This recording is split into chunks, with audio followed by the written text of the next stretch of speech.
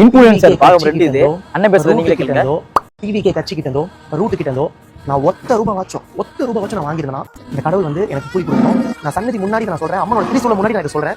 இந்த பழியெல்லாம் என் மேல யார் போடுறாங்க, அவங்க நோக்கம் என்ன, யார் மேனிஃபெக்ட் பண்ண இதெல்லாம் பண்றாங்க எனக்கு நல்லாவே தெரியும். இன்ஃபேக்ட் நான் டிவிகே கட்சிக்கு நீங்க ஓட்டு போடுங்க அப்படின்னு நான் வீடியோ போடவே கிடையாது. யாரையுமே நான் மேனிஃபெக்ட் பண்ணல. இது மாதிரி என் மேல பழி போடுற அத்தனை பேருக்கும் நான் எந்த பதிலும் சொல்ல மாட்டேன். அவங்க எல்லாருமே கடவுள் பார்த்துப்பாரு. ஏன்னா ஒரு விஷயம் உண்மைனா எனக்கு தண்டனை கிடைக்கும். ஆனா அது பொய்னா இது எல்லாத்தையும் அண்ணன் யாரையுமே மேனிபுலேட் பண்ணல, யாருக்குமே ஆதரவா ஓட்டு கேட்கல.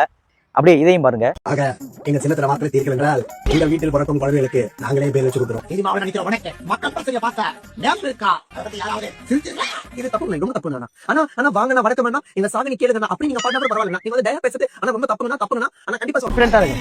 நல்லதே நடக்கும். நான் வந்து உங்க வீட்டு தம்பியா அண்ணனா நினைச்சு வரக்கூடிய தேர்தல நம்புறேன். சாமி உண்மையிலே அவர் பக்கம் தான் நிக்கும் நான் நம்புறேன். நீங்களும் நம்புங்க. ஏன்னா அண்ணன் சொல்லிட்டார்ல. இது விட பெசலைட் ஒண்ணு இருக்கு.